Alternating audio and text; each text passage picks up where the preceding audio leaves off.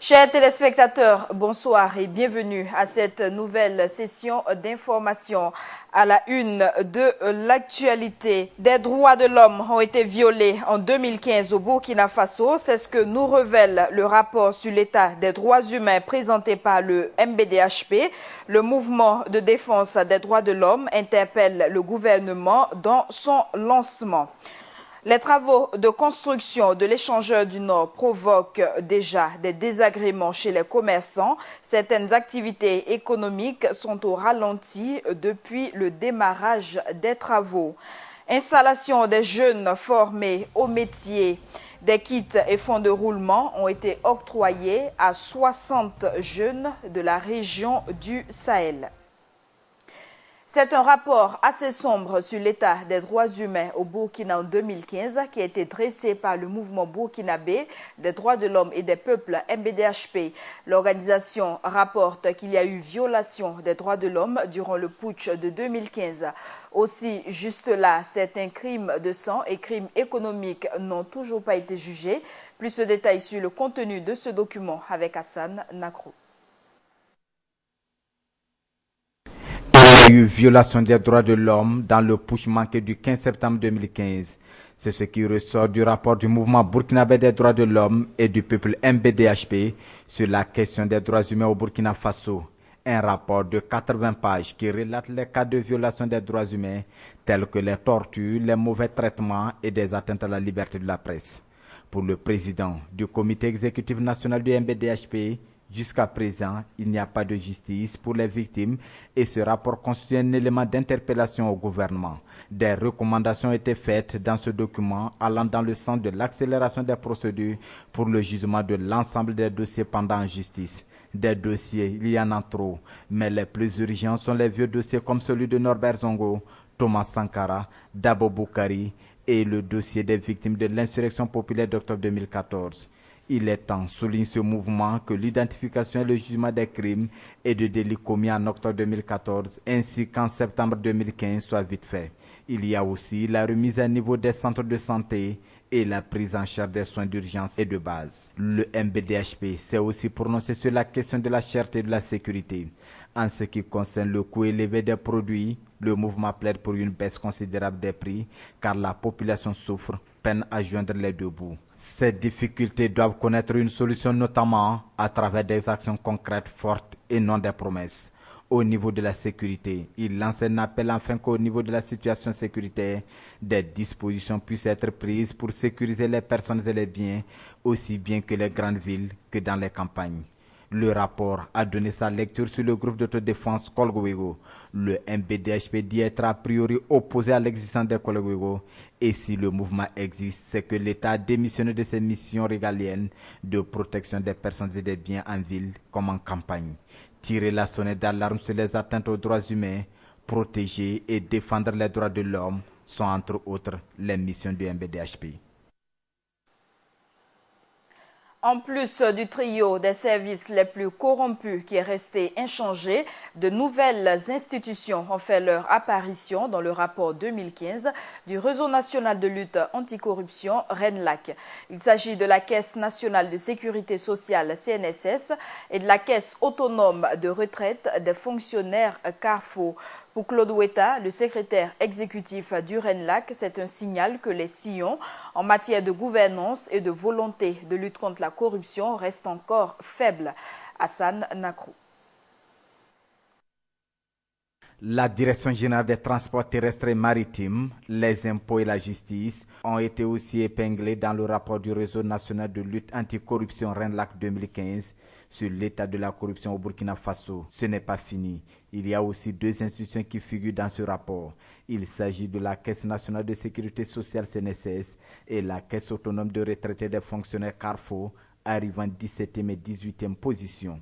Toute chose qui démontre que les sillons en matière de gouvernance et de volonté de lutte contre la corruption restent encore faibles depuis plus de 6 mois de prise de fonction du nouveau régime et pour preuve.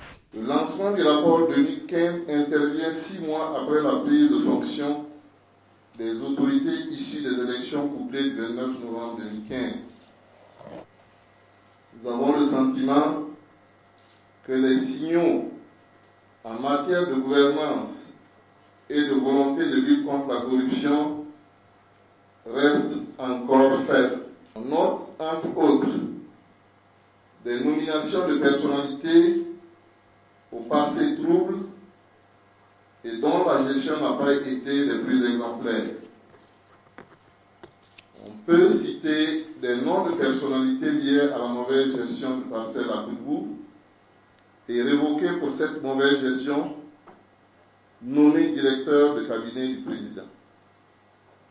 Une autre personnalité limogée en 2007 pour son implication dans une affaire de détournement de deniers publics à la Carrefour, l'ancien maire de la ville de Ouagadougou, incriminé par la Cour des comptes dans l'affaire de la gestion et de la réfection de la mairie de Ouagadougou, etc. Un rapport qui relate les faits auxquels les citoyens burkinabés sont confrontés dans leur quotidien et qu'il est temps que les gouvernants puissent le savoir et trouver des voies et moyens pour les résoudre. Des bénéficiaires du projet d'installation des jeunes formés au métier ont reçu le soutien du ministère de la Jeunesse, de la Formation et de l'Insertion professionnelle. 60 jeunes de la région du Sahel ont reçu hier des mains du ministre Jean-Claude Bouda des kits d'installation et des fonds de roulement. Menuiserie, soudure, coiffure, blanchisserie, ce sont autant de métiers qui seront valorisés dans les prochains mois par ces bénéficiaires. Des précisions avec Mahmad Sangari. Ils sont 60 porteurs de micro-entreprises de la région du Sahel, évoluant dans 14 métiers différents qui auront la chance de s'installer à leur propre compte au cours de l'année 2016, et ce, grâce au projet d'installation des jeunes formés au métier. Ces bénéficiaires sont rentrés en possession de leur kit d'installation ce lundi 4 juillet. Chaque année, ce sont effectivement des centaines de jeunes qui sortent des centres de formation professionnelle, privés et publics à travers tout le pays. Force est de constater, cependant, que bon nombre d'entre eux rencontrent des difficultés réelles quant à leur insertion dans le monde du travail. En choisissant ce public cible, le gouvernement estime qu'une fois dotés d'équipements et de fonds de roulement, ces derniers peuvent s'installer à leur compte et donc à s'auto-employer.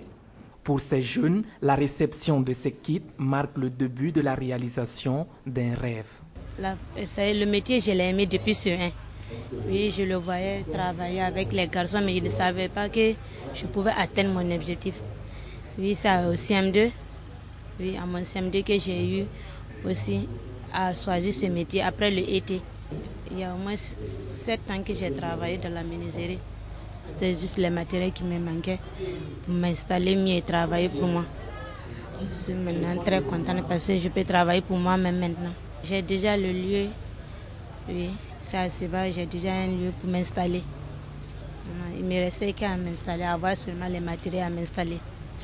Au-delà de ces 60 jeunes de la région du Sahel, ce sont au total 1179 jeunes sur le plan national qui vont bénéficier de l'accompagnement du projet, dont le coût global s'élève à plus de 2 milliards de francs CFA. Avant de remettre ces kits aux jeunes, le ministre de la Jeunesse leur a tenu un langage de vérité. Au cours d'une rencontre d'échange, il les a invités à travailler d'arrache-pied et surtout à ne pas vendre le matériel qui leur est offert, comme certains de leurs prédécesseurs ont eu à le faire. Le message semble être bien compris. Mahmad Sangaré, reportage. Certains bénéficiaires des dernières éditions du projet d'installation de jeunes formés au métier n'ont pas pu réaliser leur projet comme prévu. Pour cause, ils ont eu à vendre les kits d'installation qui leur a été donné par le ministère en charge de la jeunesse. Pour ne pas que les bénéficiaires de l'édition 2016 emboîtent le même pas, le ministre Jean-Claude Bouda a tenu une séance d'échange à bâton rompu avec certains d'entre eux. Est-ce que vous allez vendre les kits? Il y a des jeunes qui prennent les kits. Au lieu d'aller commencer déjà à exercer leur métier, ils veulent la facilité. Ils les vendent et ils veulent l'argent tout de suite. Je pense que ce n'est pas ça l'esprit. L'esprit, c'est à travers l'effort, en se battant dans les ateliers et en persévérant, qu'on peut s'inscrire dans une dynamique de durabilité.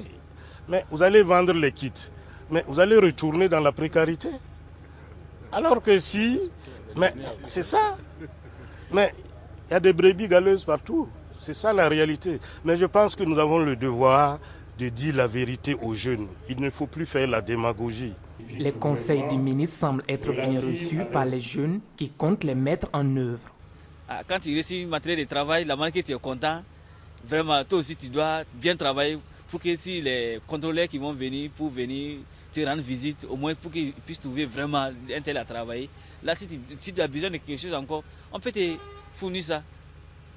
C'est pas comme les certains qui vendent leur kit là. Nous, on n'est pas ça. Je pense que vraiment, il ne faut pas les vendre. Parce que travailler avec ces matériels, ça peut te donner ce que tu penses avoir maintenant quand tu les vends. Oui. Les autorités municipales vont également jouer leur partition dans le cadre du suivi et accompagnement de ce projet, à en croire le premier adjoint au maire de la commune de Dori, Bourema Bokoum. Autre information, la commission d'enquête parlementaire sur les titres miniers et la responsabilité sociale des sociétés minières est allée faire part de ses missions au Premier ministre Paul Kaba Thieba. Pour la bonne marche de ces auditions, les députés ont aussi demandé la collaboration de l'administration burkinabé. Le point de cette audience avec Lassane Ouetraogo. 2 jours après avoir entamé ses auditions, la commission d'enquête parlementaire sur les titres miniers et la responsabilité sociale des sociétés minières a rencontré le chef du gouvernement Paul Kaba Thieba. Les députés sont venus partager les objectifs de la commission avec le Premier ministre. D'abord, de faire le point sur la traçabilité des titres miniers, parce que vous savez que ce sont des titres qui sont délivrés, et depuis la recherche jusqu'à l'exploitation. Dans la commission, il y a aussi cette problématique, la responsabilité sociale des entreprises, liée à des sujets que vous connaissez tous, la restauration de l'environnement, la question de l'emploi local, de l'emploi national dans les mines, la question de l'orpaillage et de l'usage abusif j'allais dire des explosifs et d'un certain nombre de choses. Donc c'est vraiment de renseigner, de faire en fait une sorte d'enquête système et aussi de regarder tout ce qui ne fonctionne pas bien. Pour mener à bien sa mission, la commission a besoin d'une franche collaboration de l'administration. C'est en cela que la visite de la commission prend tout son sens. Nous avons aussi partagé certaines informations, notamment le début des auditions, parce que vous savez que toute commission d'enquête procède par des auditions. Et ces auditions concernent aussi l'administration. Et en tant que chef de gouvernement, il est le garant de la pleine collaboration de l'administration. Nous sommes venus donc discuter avec lui de cette collaboration. Une collaboration qui tient déjà ses promesses, en croit le président de la commission d'enquête parlementaire, Dr Ouseni Tamboura. Les premières auditions avec les acteurs gouvernementaux se sont bien déroulées. La collaboration des services techniques, je l'ai dit, et je pense que depuis vendredi que les auditions ont commencé, cette collaboration est parfaitement constatée. Et nous sommes pleinement satisfaits de la mise à disposition des informations dont nous avons. Il reste à la commission d'analyser les informations collectées et de continuer donc les discussions, les échanges avec les organismes qui ne relèvent pas du gouvernement. Et c'est après tout cela que nous pourrons de façon sereine, en tout cas, livrer les travaux de nos résultats. Mise en place par une résolution de l'Assemblée nationale en date du 12 avril 2016, la commission d'enquête parlementaire sur les titres miniers et la responsabilité sociale des sociétés minières a 2 mois pour livrer ses travaux. C'était assez prévisible. Le démarrage des travaux de construction de l'échangeur du Nord occasionne déjà des désagréments chez certains commerçants. Le blocage des routes occasionne des méventes. Certains d'entre eux se trouvent dans une situation d'incertitude, celle de savoir où aller après avoir été déguerpis. Des détails avec Samba Kassile Traoré. Les travaux de la construction de l'échangeur du Nord ont débuté depuis un certain temps et l'on observe de part et d'autre à des déviations qui ont pour but de dégager la zone des travaux et de faciliter le déplacement des uns et des autres. Cependant, ces travaux et ces déviations ne semblent pas faire la joie de tous, notamment celle des riverains. Actuellement, comme il y a eu la fermeture brutale de la grande voie sur la nationale, ça a occasionné beaucoup vraiment des passants de ne plus pouvoir passer et qui jouent vraiment sur notre marché.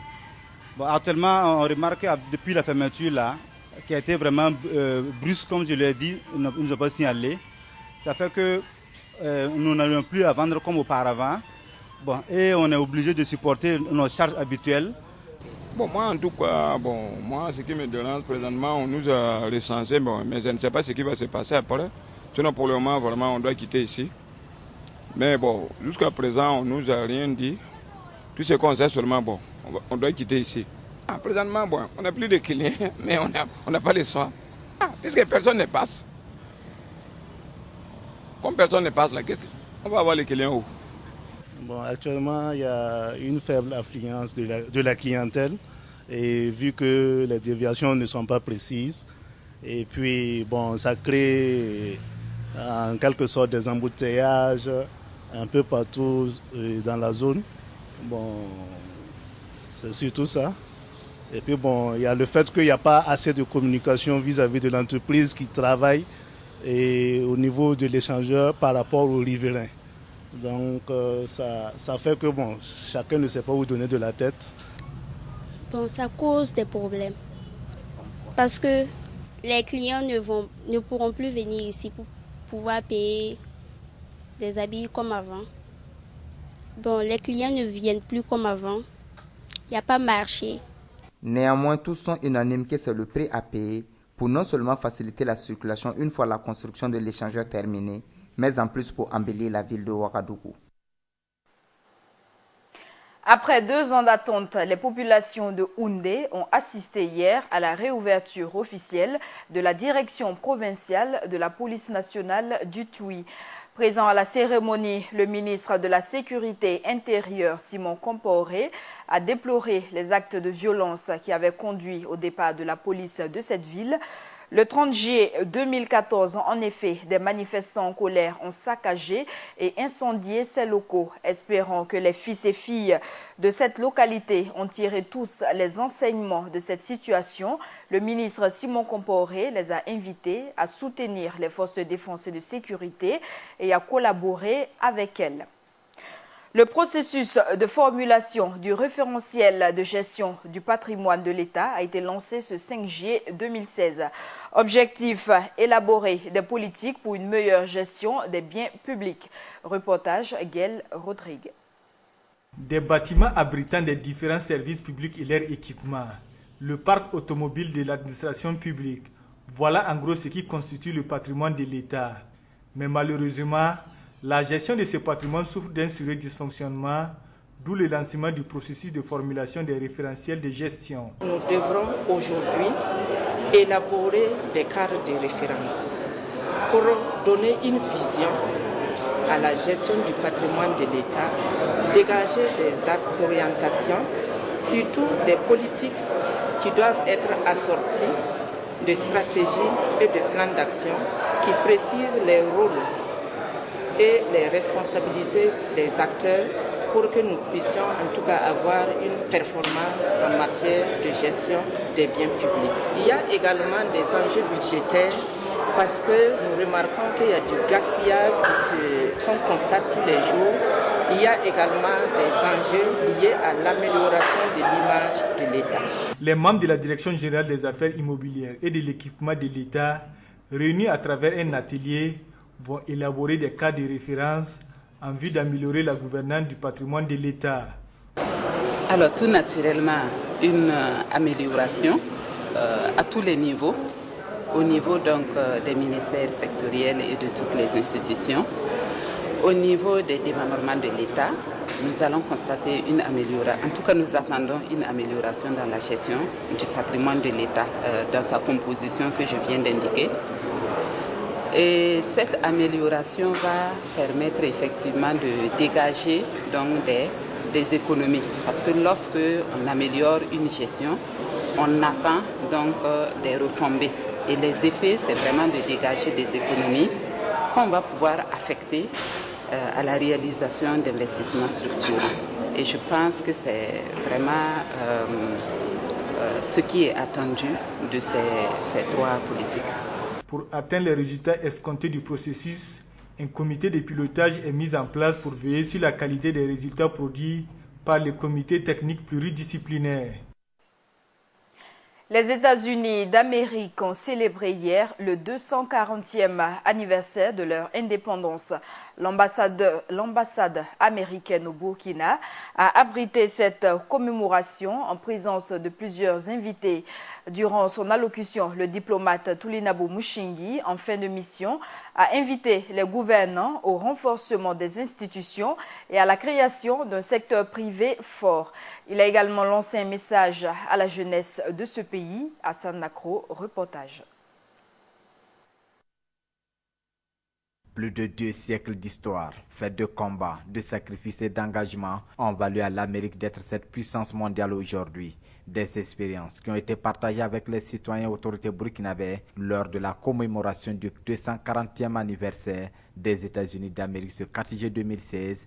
En pensant à mes trois années au pays des hommes intègres, j'ai cru bon prendre quelques minutes pour partager avec vous ce que nous, Américains, avons appris en 240 ans de démocratie et ce que cela pourrait, je dis bien pourrait, signifier pour le Burkina Faso qui entame aussi un nouveau chapitre de son histoire.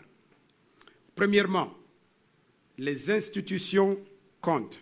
Et nous avons quelques présidents d'institutions ici. Nous savons que les pays ont toujours besoin d'hommes forts et de femmes fortes, mais ils ont encore plus besoin d'institutions fortes. Deuxièmement, le renforcement des institutions ne se limite pas au gouvernement. Il s'agit aussi de créer un secteur privé fort et des partis politiques forts. Troisièmement, n'oublions jamais l'importance de la réconciliation. La jeunesse, maillon fort de tout développement, a été appelée par l'ambassadeur à s'engager davantage pour le vrai changement et une bonne croissance économique du Burkina Faso. Nous espérons que l'énergie, la motivation ou encore les revendications des jeunes doivent être canalisées dans des règles et animées d'un esprit fort de civisme. Il nous faut un partenariat gagnant-gagnant entre idéalisme juvénile et expérience politique ou sagesse qui vient avec l'âge. Tout au long de son discours, ponctué quelquefois d'expressions en langue nationale du pays, Tulinabo Mushingi a démontré encore une fois sa connaissance du Burkina Faso. Fervent défenseur de la démocratie, l'ambassadeur américain Tulinabo Mushingi est un homme très respecté dans ce pays. Connu pour son franc-parler et son dynamisme, il a joué un grand rôle dans le retour de la démocratie au Burkina de 2014 à 2016. Allons à la découverte de son portrait avec Benazir Ilboudou. Diplomate de carrière, secrétaire exécutif adjoint et directeur exécutif du secrétariat exécutif d'État de 2011 à 2013, le docteur Tulinabo Salama Mushingi a été confirmé ambassadeur extraordinaire et plénipotentiaire des États-Unis d'Amérique auprès du Burkina Faso par le Sénat américain et le président Barack Obama respectivement le 9 et le 25 juillet 2013.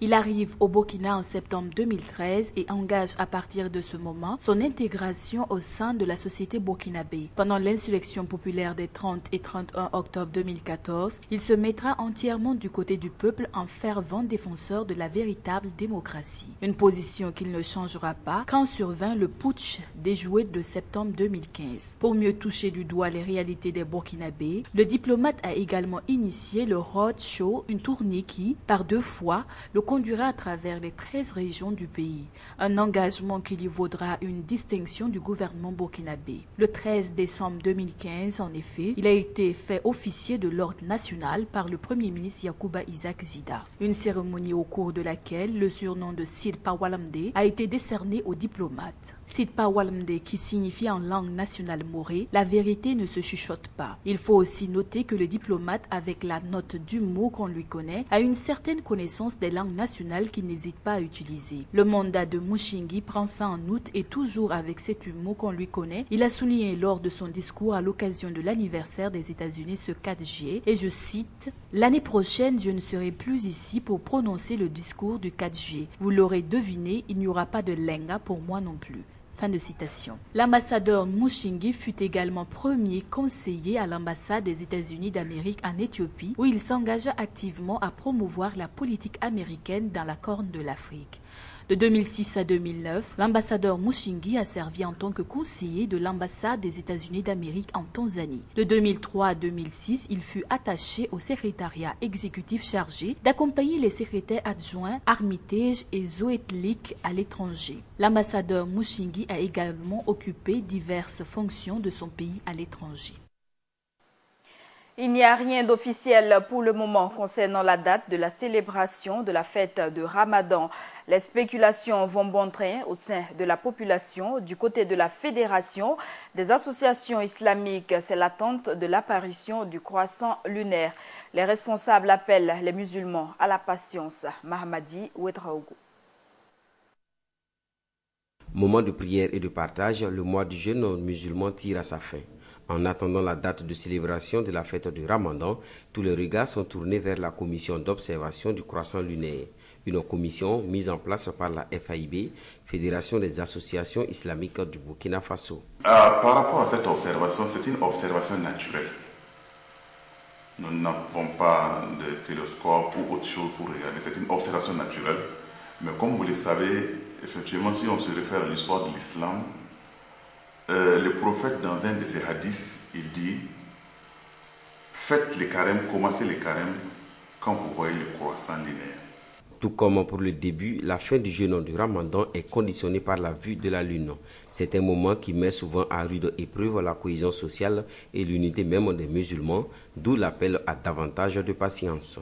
Et nous leur demandons d'attendre un communiqué officiel émanant de la Fédération des associations islamiques qui leur indique que c'est telle date effectivement que le Burkina doit célébrer la fête de Eid al-Fitr ou bien qu'on appelle la fête du Ramadan. Aujourd'hui, du fait de l'évolution technologique, des moyens et des outils modernes existent en matière d'observation du croissant lunaire. Mais la FAIB a fait le choix de la méthode traditionnelle. Je sais que chez nous, nous n'avons pas ces technologies, nous ne disposons pas de ces moyens pour pouvoir observer. Même les pays qui ont les moyens essaient d'obéir à la tradition prophétique. Donc c'est dans ce sens-là, effectivement. Sinon, même à travers les calculs de certains savants, spécialistes du climat et de la géographie, ils peuvent arriver à effectivement montrer que la date, le croissant doit paraître tel ou tel jour. Mais nous voulons un fait concret, un fait réel, toujours en se référant à la tradition prophétique. Des défis se présentent alors à la commission Lune, dont le rôle est déterminant dans l'orientation des fidèles musulmans. Il est annoncé qu'un conseil des savants théologiens musulmans se tiendra dans les semaines à venir pour trouver le moyen approprié pour lever les équivoques au Burkina Faso. De nouvelles manifestations en vue en RDC, une nouvelle plateforme d'opposition dénommée le Rassemblement a appelé à des mobilisations populaires le 31 juillet prochain dans tout le pays pour exiger la tenue dans les délais constitutionnels de l'élection présidentielle. Soulignant que le président Joseph Kabila a annoncé le début du processus électoral courant juillet 2016. En tournée africaine depuis hier, le Premier ministre israélien s'est rendu aujourd'hui au Kenya après l'Ouganda. Benjamin Netanyahou a promis ce mardi une coopération accrue avec l'Afrique en matière de lutte contre le terrorisme. Outre l'aspect sécuritaire, il a aussi été question de développement avec le président kényan Uhuru Kenyatta, le Rwanda et l'Éthiopie. Ce sont les prochaines étapes de cette visite en Afrique subsaharienne. C'est la fin de ce journal. Merci à tous de l'avoir suivi et excellente suite des programmes de Burkina Info.